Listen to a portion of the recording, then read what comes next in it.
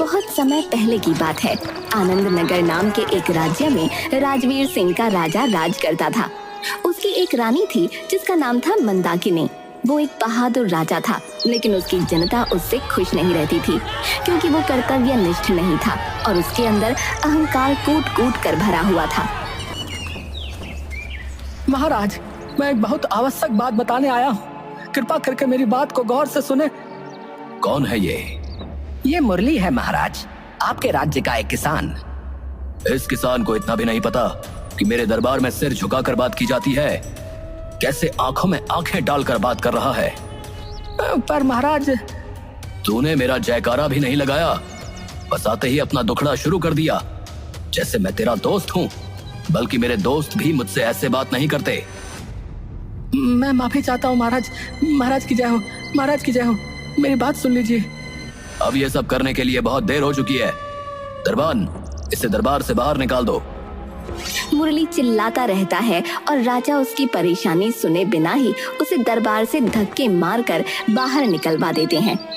महाराज तो हमारी बात सुनने को तैयार ही नहीं है। अब हम क्या करेंगे? आप परेशान मत हो, कल मैं जाकर महाराज से बात करूंगी। हो सकता है वो एक औरत की बात सुन ले। भाभी, हमारा राजा बहुत अहंकारी है।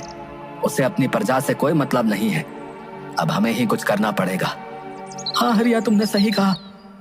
कुछ भी करने से पहले हमें एक दो बार और कोशिश करनी चाहिए। अगले दिन मुरली की पत्नी तारा राजा के पास पहुंचती है। महाराज की जय हो। महाराज, हमारे राज्य में सूखा पड़ रहा है। बहुत समय से बारिश नहीं हुई। सब तालाब और कुएं सूखे जा रहे हैं। तो मैं क्या आसमान में जाकर बादल बरसाऊं? क्या फालतू बातें करने चले आते हैं लोग। निकालो इसे यहाँ से। अरे पर मेरी बात तो सुनिए। इस सूखे की वजह से राजा तारा की बात नहीं सुनता और उसे भी वहाँ से निकलवा देता है। अगले दिन हरिया जबरदस्ती दरबार में घुसता है और चिल्लाता है। महाराज की जय हो। मेरा नाम हरिया है महाराज। मैं बहुत गरीब हूँ। मेरा बच्चा बहुत बीमार है, पर उसके इलाज के लिए मेरे पास पैसे नहीं है। मेरी मदद करिए महाराज। तो मेहनत मजदूरी कर, पैसे कमा और इलाज करा। यहाँ क्या दान बट रहा है जो भीख मांगने चला आया है? राजा अपनी प्रजा की कोई बात नहीं सुनता था और शायद अपनी प्रजा की हाय के कारण ही वो आज तक निसंतान था। महाराज, मुझे बहुत चिंता हो रही है। हमारी अभी तक कोई संतान क्यों नहीं हुई? अगर ऐसा ही रहा तो आपका वंश आगे कैसे बढ़ेगा? ये चिंता तो मुझे भी खाई जा रही है। कितने वैद्य बदल दिए पर कोई फायदा नहीं हुआ।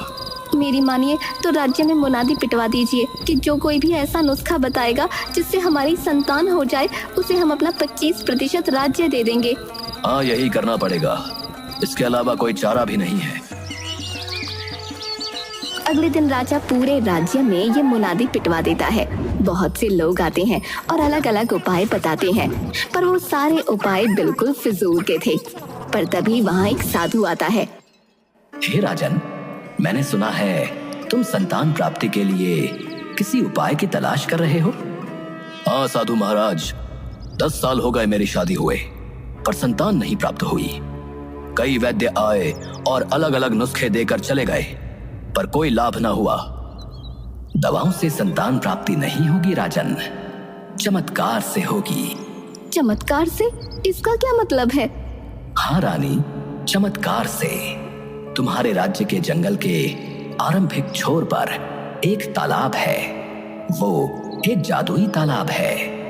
वो तालाब लोगों की हर मनोकामना पूरी करता है। तुम अगर वहां जाकर एक विशेष पूजा करके संतान प्राप्ति की मनोकामना करोगे तो वो जरूर पूरी होगी। लेकिन याद रखना कि वहां जाना बिल्कुल भी आसान नहीं है। इसमें जान का खतरा है। कैसा भी खतरा हो साधु महाराज, मैं अपना वंश बढ़ाने के लिए कुछ भी करने को तैयार हूँ। तो ठीक है, पर याद रखना कि वहां तुम्हें अकेले ही जाना पड़ेगा। अगर किसी को लेकर जाओगे तो तुम्हारी मनोकामना पूरी नहीं होगी। ठीक है साधु महाराज, मैं इन सारी बातों का ध्यान रखूंगा। साधु ये सारी जानकारी देकर वहां से चला जाता है। अब तो खुश होना महारानी, देखना अब बहुत ही जल्द हमारे भी महल में किलकारियां गूंजेंगी। पर महाराज, आपका वहाँ जाना खतरे से खाली नहीं है। भगवान ना करे आपको कुछ हो गया तो मैं आपके बिना कैसे जीऊंगी। पर महारानी, इसके अलावा और चारा भी क्या है? हमारे राज्य में इतने शूरवीर भरे पड़े हैं, उनमें से किसी को भेज दीजिए जो हमारे लिए मनोकामना मांग लेंगे। राजा को रानी की ये बात सही लगी और वो अपने राज्य के लोगों से जादुई तालाब पर जाकर उसके लिए मनोकामना मांगने को बोलता है, पर कोई भी इसके लिए राजी नहीं होता। संभल कर जाइएगा और जल्दी वापस आइएगा, मैं आपका इंतजार करूंगी। आप बिल्कुल फिक्र मत करिए महारानी, मुझे कुछ नहीं होगा। आप बस प्रार्थना करें कि मैं जिस काम के लिए जा रहा हूँ वो काम आसानी से हो जाए। राजा महल से घोड़े पर सवार होकर अकेले ही निकलता है और साधु द्वारा बताई गई जगह पर पहुंचता है।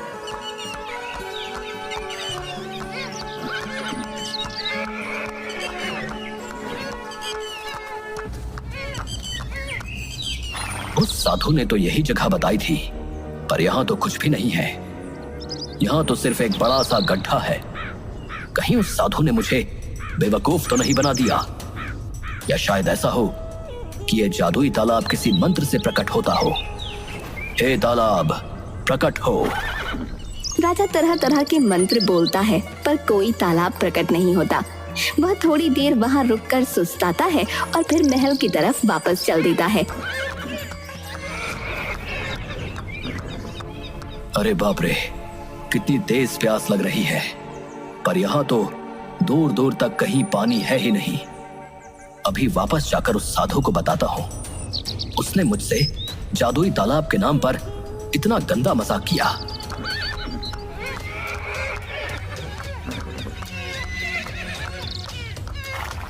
सेनापति, उस साधु को बुलाओ अभी इसी समय। क्या हुआ महाराज, आप इतने गुस्से में क्यों हैं? तुम पहले उस साधु को बुला कर लाओ, फिर सब कुछ पता चल जाएगा। जो आज्ञा महाराज। सभी लोग राजा का ये रौद्र रूप देखकर बहुत परेशान होते हैं।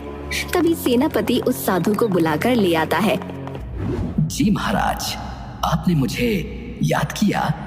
महाराज के बच्चे, तुमने मुझे कैसी जगह भेज दिया? वहां तो कोई तालाब नहीं था, कहीं पानी का नामो निशान नहीं जहां मैं अपनी प्यास बुझा पाता। मेरा गला सूख गया। अरे महाराज, आप गुस्सा क्यों हो रहे हैं? बारिश ना होने की वजह से वो तालाब सूख गया होगा। आप उसे भरवा दीजिए, फिर वहां जाकर मनोकामना मांग सकते हैं। पक्का ना? क्योंकि अगर ये बात झूठ निकली तो मैं तेरा सर धड़ से अलग कर दूंगा। ये बात 100% सच है। तो ठीक है सेनापति, उस तालाब को फौरन पानी से भरा जाए। जो आज्ञा महाराज, पर इस काम में लगभग 1 सप्ताह लगेगा। जितना भी समय लगता है लगने दो, जितने भी लोगों की जरूरत पड़ती है ले लो, पर इस काम को पूरा करो। 1 सप्ताह की मेहनत के बाद आखिरकार वो तालाब पानी से भर जाता है। महाराज, उस जादुई तालाब को पानी से भर दिया गया है। ठीक है, अब मैं दोबारा वहां जाऊंगा और इस बार अगर साधु के बताए अनुसार नहीं हुआ तो उसकी मौत पक्की है। राजा अपने घोड़े पर सवार होता है और जादुई तालाब की तरफ रवाना हो जाता है।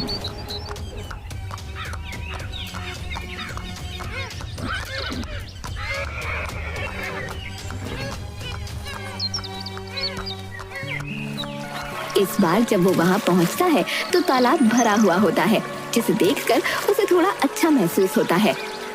सूखा हुआ तालाब कितना बुरा लग रहा था, अब ये कितना प्यारा लग रहा है। मुझे समय को व्यर्थ न करते हुए सीधे अपनी पूजा प्रारंभ करनी चाहिए। राजा अपने घोड़े को एक पेड़ से बांध देता है और तालाब किनारे पूजा करने बैठ जाता है। वो लगभग आधा दिन वहाँ पूजा करता रहता है। तभी उसे किसी स्त्री की आवाज सुनाई देती है। हे राजन, अपनी आंखें खोलो। राजा अपनी आंखें खोलता है तो सामने एक बहुत ही सुंदर स्त्री खड़ी होती है। तुम कौन हो देवी? मैं इस तालाब में रहने वाली परी हूँ। मैं ही सबकी मनोकामनाएं पूरी करती हूँ। ओह अच्छा, वैसे उस साधु ने बताया था कि यहाँ आने में जान का खतरा है, लेकिन मुझे तो कोई खतरा महसूस नहीं हुआ। खतरा यहाँ आने में नहीं, यहाँ आने के बाद होता है, और वो खतरा मैं ही हूँ। मैं भले लोगों की मनोकामनाएं पूरी करती हूँ और बुरे लोगों का सर्वनाश करती हूँ। अच्छा, पर मैं तो एक भला इंसान हूँ। मैं तो मात्र संतान प्राप्ति की प्रार्थना करने के लिए यहाँ आया हूँ। नहीं राजा, तुम भले इंसान नहीं हो। तुम्हारे अंदर अहंकार कूट कूट कर भरा हुआ है। तुमने आज तक अपनी प्रजा पर कभी कृपा दृष्टि नहीं डाली। तुम्हारे राज्य के सारे तालाब और झीलें सूख गईं, पर तुम्हें कोई मतलब नहीं है। लोग तुम्हारे पास अपनी फरियाद लेकर आए तो तुमने उन्हें भगा दिया। मुझे माफ कर दो। मैं अपनी परेशानी को लेकर इतना व्यस्त हो गया कि जनता की परेशानी भूल ही गया। नहीं राजन, अब तुम्हारा सर्वनाश होगा। ये सुनकर राजा परी के पैरों में गिर पड़ता है और नाक रगड़कर माफी मांगता है। मुझे माफ कर दो। मैं कभी भी अहंकार नहीं करूंगा और हमेशा अपनी जनता के भले के लिए काम करूंगा। ऐसा है तो ठीक है, जाओ, तुम्हें संतान प्राप्ति बहुत जल्दी होगी। आपका बहुत बहुत धन्यवाद, बहुत बहुत धन्यवाद। राजा खुशी खुशी वापस लौट आता है।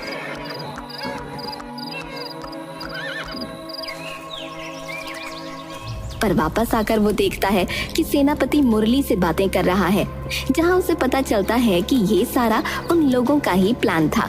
वो साधु कोई और नहीं बल्कि स्वयं मुरली था। वो परी उसकी पत्नी तारा थी और इस प्लानिंग में पूरा गांव उनके साथ मिला हुआ था। राजा गुस्से में तलवार निकाल लेता है और चिल्लाता है, सेनापति, ये सब क्या चल रहा है? ये सब क्यों किया तुम लोगों ने?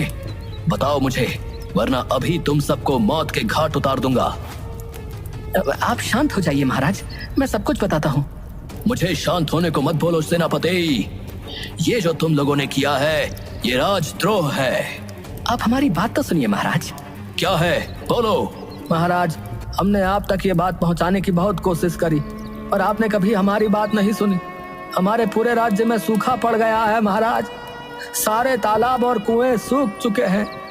लोगों की फसलें बर्बाद हो गई हैं।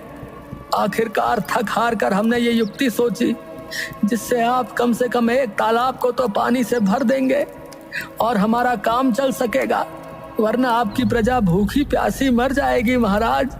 और इसके लिए मेरी भावनाओं के साथ खेलने का अधिकार तुम लोगों को किसने दे दिया? तुम सबको पता है कि मैं पिछले 10 वर्ष से पिता बनने की आस लिए बैठा हूँ। तुमने उसी का मजाक बनाकर रख दिया। मैं तुम में से किसी को नहीं छोड़ूंगा। महाराज, आपको शायद पता नहीं होगा पर हरिया का बेटा इसी सूखे के चलते मर चुका है और मेरी बेटी मरने की कगार पर थी। जब मैं और मेरी पत्नी आपके पास आए थे उस दिन हमारी बेटी मौत से लड़ रही थी, पर आपने हमारी पूरी बात नहीं सुनी। आप उस संतान के लिए भावुक हैं जो अभी इस दुनिया में आई भी नहीं है। तो हमारा सोचिए, हमारी संतानें मर रही हैं। क्या आप हमारी जगह होते तो ये ना करते? मुरली ने सही कहा, शांत हो जाइए महाराज। इन लोगों का तरीका भले ही गलत हो पर इनकी नीयत खराब नहीं है। अगर आपने अपना धर्म निभाया होता तो इन लोगों को अधर्म करने की आवश्यकता ही ना पड़ती। और आप इसी बात को लेकर गुस्सा होना कि इन्होंने आपके निसंतान होने का फायदा उठाया, तो मैं आपको बता देना चाहती हूँ कि मैं आपके बच्चे की माँ बनने वाली हूँ। क्या? हाँ महाराज, आपने सही सुना। आपको अपनी प्रजा का धन्यवाद करना चाहिए कि इन्होंने आपको अपना धर्म निभाने पर मजबूर किया, जिससे हम पर लगा श्राप हट गया और हम आखिरकार माता पिता बनने जा रहे हैं।